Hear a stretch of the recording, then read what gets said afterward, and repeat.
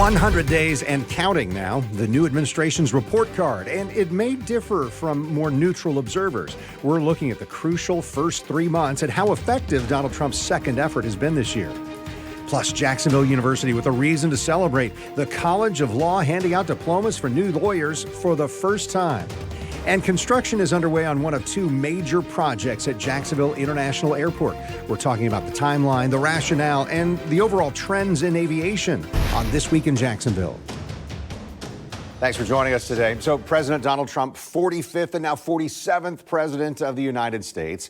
So he's done this before, a first 100 days in office review.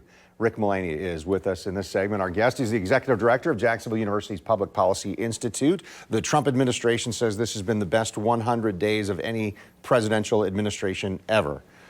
How about a more neutral review here? Well, certainly his supporters believe that, and his detractors disagree. But step back from this first 100 days. One thing's for sure. It is historic. It is consequential. We really haven't seen anything like it. And we've had some pretty consequential first 100 days for some other presidents. One data point, for example. During his first 100 days, over 140 executive orders. That's more than any president in history by far. The second most is FDR with 99, who rarely started this first 100-day landmark or measuring point. Yeah. Also, by the way, President Trump rescinded over 100 executive orders by Joe Biden. But in the pathway of doing these executive orders, one thing the president has done is relied on emergency powers. And he did that on tariffs. And that is now being litigated. And he did it for these broad, sweeping tariffs. Because remember, Article 1 vests tariff authority in Congress. And one of the legal issues is going to be, did they delegate this to him? And is it something they can delegate? So expect litigation. There is litigation there. Yeah. Another area of emergency powers is deportations. And he's used, again, emergency powers on some of these deportations. That is being litigated. He used emergency powers on the border, on energy, in a number of areas in this broad expansion of executive authority. I will say, Kent, when he says it's been one of the best 100 days, he does have some success areas to point to, and at the top of the list is the border. It has been dramatic at the border. He likes to say we didn't need a change in law, we needed a change in presidents, and he has had success in the border. Energy policy is a bit of a bright spot. With that production coming online, he's hopeful, I believe, that by keeping energy prices down, it can potentially offset some of the price pressure that's coming from tariffs. And in the other area, the culture wars, he's done well when it comes to the trans issue, for example, in men and women's sports. And the pendulum may be going too far in DEI. So he can, and he wants to swing it back. So he can point to these areas. But what you've seen over the last 100 days is declining approval and a skyrocketing disapproval of what he's done. And the reason for that is primarily the economy and tariffs. That is a big, big issue. The other piece, foreign policy, is very unsettled, particularly in Ukraine. And although people conceptually agree with DOGE and the idea that we have a debt crisis, the federal government has grown too big and we need to cut spending, the way they've gone about it is really in question. So right now, at the end of the first 100 days, I would say the next 200 days are really important. Well, so I want to get into several of the topics you just mentioned. We'll go a little bit deeper here. President Trump held a rally this last week on his 100th day and certainly was talking about some of the things that he, says are successes. There were also some protests out there saying we don't like the first 100 days of the 47th president. I will say that the economy as a talking point there. We've got some data here. The economy had its worst quarter since 2022 as President Trump's policy changes really, Rick, they kind of unnerved consumers and business owners' businesses. According to the Commerce Department, GDP registered at an annualized rate of 0.3% in the first quarter, really a sharp slowdown from the fourth quarter's 2.4%. And then most economists are saying that the president's plans to try and reshape global trade, this trade war we're hearing about, probably could send the inflation back up in the U.S. and possibly trigger a recession. So all of that kind of uncertainty is part of what's happened in this first 100 days as well. It is, Kent, and those numbers are really significant. And you could add to that the worst performance of the S&P 500 for any president in more than 50 years. But those numbers may be a little bit distorting, and what I'm talking about is certainly there's a concern that tariffs can affect productivity, and some people are taking a full point off of GDP and prices. But what you just saw for that quarter is the result of some of the unintended consequences of imports flooding into the country to beat the tariffs. And so that may be a little bit misleading in those numbers. They may get adjusted.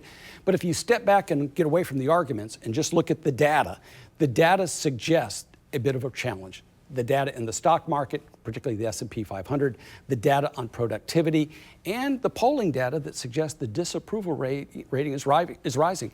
So in the end, a president who is elected really on two things primarily, others, but main two. One is immigration, but the other is the economy. And on the economy and tariffs, there is a sharp disagreement with the president. By the way, not necessarily ideological, although the support is ideological. There's a public policy question on tariffs and how you're going to use them. The president is a great believer in it. There are Republicans and Democrats who firmly disagree, and they'll tell you this is going to be inflationary, it increases prices, it's causing some problems in the market, and it doesn't end well. So we're going to have to see, like I said, the next 100 days and the next year are going to be very, very important. Remember, the overhang is those midterm elections. He doesn't have a timeline on tariffs to get done what he'd really like because it does take a while. Yeah. But front and center, Kent, for this first 100 days, it's the economy. So just at the end of this first 100 days, we saw the first major staff change. Michael Waltz, who went to Stanton College Prep in Jacksonville, he was the national security advisor, but now he's not going to be. So he's been nominated to be the UN ambassador. The vice president, you and I were talking about this, says, hey, he's getting promoted. He's not getting ousted. How do we look at what's going on with that office? And, of course, we're also hearing the Secretary of State, Florida's Marco Rubio, in addition to being Secretary of State, is going to be the National Security Advisor, at least on an interim basis. Well, Kent, first in regard to the Vice President's comments that he wasn't ousted and that this is a promotion, he famously had a put-down with Martha Raddatz in which he said to her, says, do you hear yourself? And I don't mean it unkind towards the Vice President, but I'd like to say, do you hear yourself? Because send that one back to I don't think anybody in the country believes that this is a promotion or that he wasn't ousted. He was. There's speculation as to why. Some people believe, for example, that he may be a little bit too hawkish on Russia, on Iran, on China. Maybe he doesn't align well. Some of them go back to the Signal app and that mishap, and they lay it. He's going to be the one who takes the fall for that because he is the one who brought in the Atlantic with Jeffrey Goldberg into that conversation. Some say he's had a bit of a conflict with the chief of staff. There's lots of speculation. But one thing is for sure, he's out as National Security Advisor. It is not a promotion to go to the UN. It is a sign of the respect they have for him and trying to provide a bit of a soft landing. But now you have Marco Rubio wearing multiple hats. He now has 4 hats. He's the first person since Henry Kissinger to serve as both Secretary of State and, of course, National Security Advisor. But a lot of this goes back to a fundamental issue in the first 100 days, and that has been a big reset in U.S. foreign policy, a dramatic reversal, a dramatic change over where we've been over the last 80 years, including our relationship with NATO, our view on Ukraine and Russia, what's going on in the Middle East and Iran. And so Mike Waltz was right at the center of that, very hawkish on some of these issues. So that is another one of those big defining issues in the first 100 days, the economy, foreign policy. And I think there's still some people saying, wait and see on Doge. We agree with the concept, but how's that being executed? And what we're seeing is Elon Musk is waving goodbye and going back to his company Tesla to try and solve some things there. All right, we've solved none of the problems of the world, but we've talked about some of the things going on in these first 100 days. And Rick Mullaney is going to stay with us. I hope you will too. You know, Florida coastal school law disappeared, then a successor emerged in the River City. We're looking at the first graduating class of the only law school in Northeast Florida now. That's next on This Week in Jacksonville.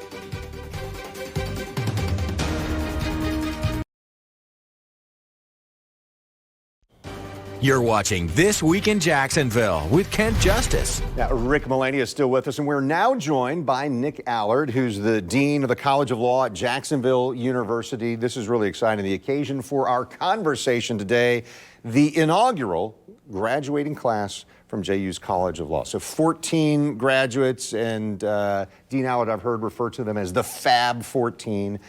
So tell us about the impact that this is going to make and how excited you must be, how proud you must be for this first graduating class.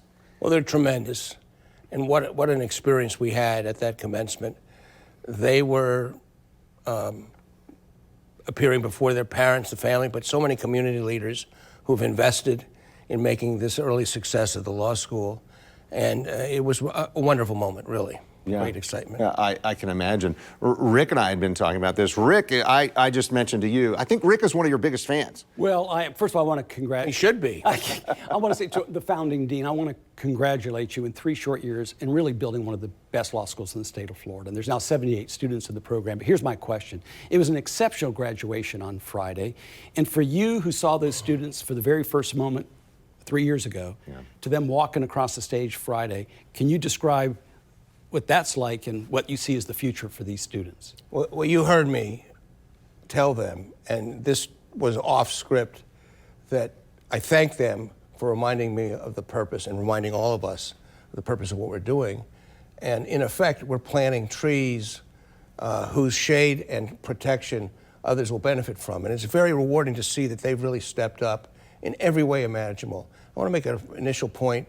I know when credit is due, and I'll tell you, every success we've had to this point has been due to a number of unique factors that really make this law school stand out. And that is there was 10 years of preparation at least, led by Tim Cost, and a lot of talented people, and people who did a feasibility study and knew that this was necessary, knew how to do it. So that's number one. And number two is the quality of the people who are supporting it, and the incredible example of the bench and bar, who I've had a long career in law. Jacksonville City Bench and Bar are amazing. They've totally engaged. They were there in force today, so we're very grateful. But the students themselves, good cooking, you got to start with good ingredients. They are the best. There's something in their DNA that made them wisely, shrewdly want to run toward an educational startup. And our success was every bit as much in their hands as it was in ours. Yeah. When I spoke to you not too long ago on campus at JU for another event, you mentioned with pride 100% of those 14 graduates have a next step. What is that? Well, they all have a job. How about that, right? Before they've taken the bar exam, we're very hopeful of their performance. But that reflects not only their quality, but also the demand and the need and the wisdom of opening up a new law school. This is one of the fastest growing cities. I don't have to tell you that, Kent. The economic robust growth is great. The needs are great. And so the businesses and economic infrastructure really needs a local source of high quality legal services to enter into the fray. It's part of the model of what a great city needs and deserves. And so we're happy to meet that need. And I'll tell you again, I can't say this enough. We are very grateful, very mindful of the contributions and investment that the government, the city, the organization, the people who we're going to serve have made in the success of this law school. And we are determined to keep returning that investment, that confidence in compound interest. And I think we're starting to do that already, because most of our students now are going to great jobs in the city, in the local courts, in local high-level law firms and so on. So we're really pleased with how it's all turning out. Dean, kind of a two-part question. All employed, which is terrific. What do you see as the market for lawyers in your crystal ball now and in the future? And what's next for the College of Law? Well, great question. And by the way, from day one, when you say 100%, we're not going for a C- or a B or just to have another law school. We are trying to be an A+ in everything we do, and I think so far we've largely accomplished that. We can always be better. We're working on that, and you have to adapt.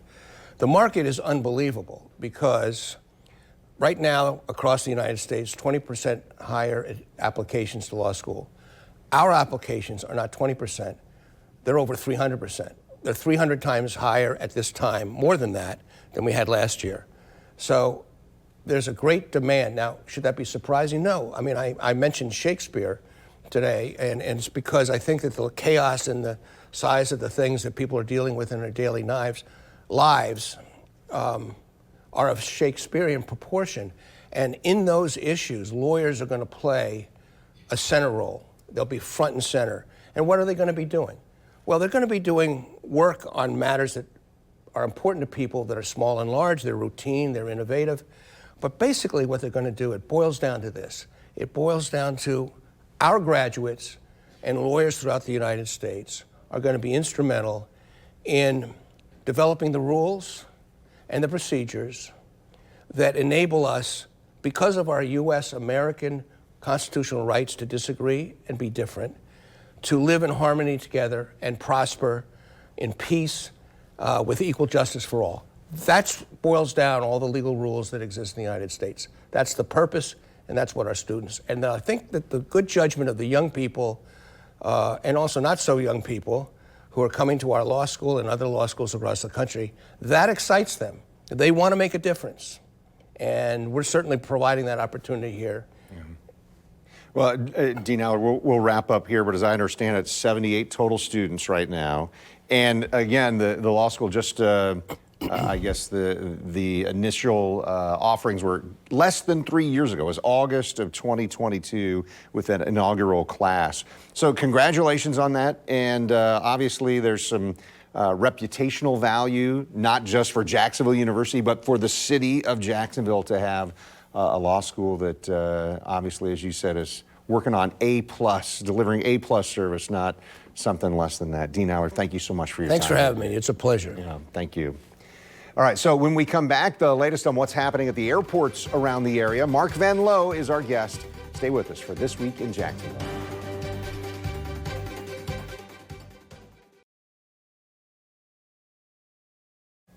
You're watching This Week in Jacksonville on Channel 4.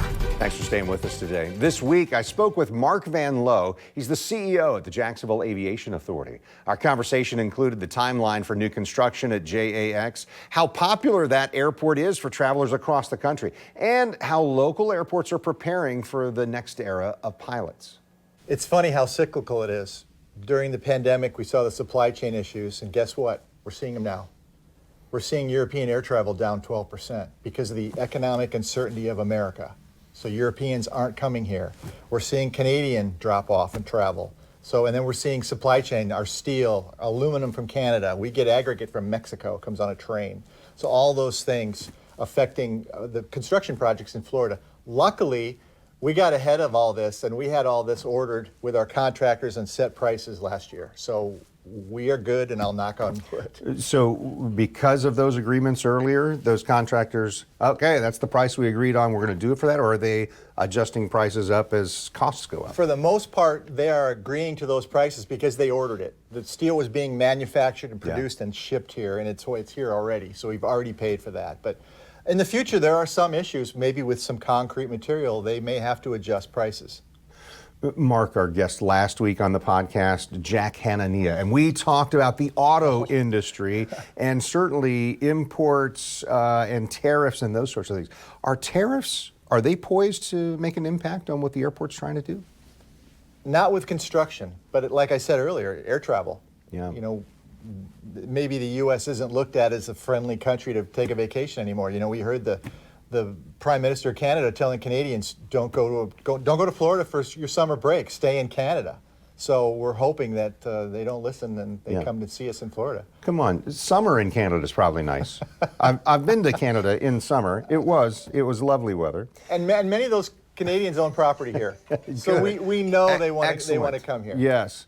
I'm looking at just some of my notes here. So Terminal B, we were talking a little about. What about, so there's these growth opportunities. Are there losses or challenges? Because I think recently we reported that a couple of airlines were cutting back direct flights, these sorts of things. Is there a downside to what's happening in aviation these days? Well, the airline industry, the airlines are always experimenting with flights. They'll give us some new cities and they'll say, well, that didn't work out so well, let's do this. So we recently saw Southwest cut Atlanta.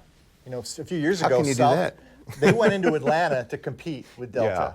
Didn't work so well. Right. Southwest is now pulling out of Atlanta. Of course, we had some flights to Atlanta, but they've given us back other cities we wanted. We've always wanted Kansas City. That's starting soon. So we're getting cities come and go as they work, and it's kind of a big experiment. Help some of us understand the thought process or the prioritization of, hey, we always wanted city A, B, or C. You just mentioned Kansas City. Why would Jacksonville want Kansas City?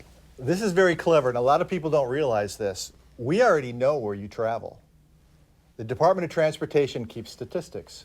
So we know where you leave, we know where you go. So we know you leave Jacksonville and fly to a city. And we also know when you pay for a credit card, buy your credit card, we know your zip code. So we know you live here. We know where you want to go. And Kansas City was always one of those cities. That was one of our top cities where people are already going to, but they were going through Atlanta, Charlotte. We wanted nonstop. So that's the information we have. We take to the airlines and say, hey, you can make money in Kansas City from Jacksonville. Give it a shot. And it's really a big game of roulette, and that's how we deal with the airlines. And so that probably relates to when that doesn't work out, the airlines say, let's try something else. Right, right. And in many cases, you know, people say, well, we want to not stop to this city. And if we're successful, other airlines will match that fare. So if you're a Delta loyalist, are you going to switch to American or United? No. You're going to keep going through Atlanta to get your miles. And that's what hurts some of these new cities we get on new airlines. So check out This Week in Jacksonville Business Edition. Mark Vanlow is our guest on the entire episode. And this new episode of the podcast, they come out every Thursday at 9 a.m., but you're going to find this episode right now on News4Jax Plus under the channel This Week in Jacksonville. You'll also find This Week in Jacksonville Business Edition available wherever you find your podcasts, like Apple, Spotify, Google, and wherever you go and find it. And make sure you like, follow, subscribe. Yeah, I'm Kent Justice. Thanks for watching on air on Channel 4 and the CW17. Also online at news4jax.com and streaming on News4Jax Plus. Next time, Brooke Curry, the namesake of a new law in Florida concerning deepfake images. Also this month, JEA CEO Vicky Cavey and Mayor Donna Deegan. Thanks for joining us today.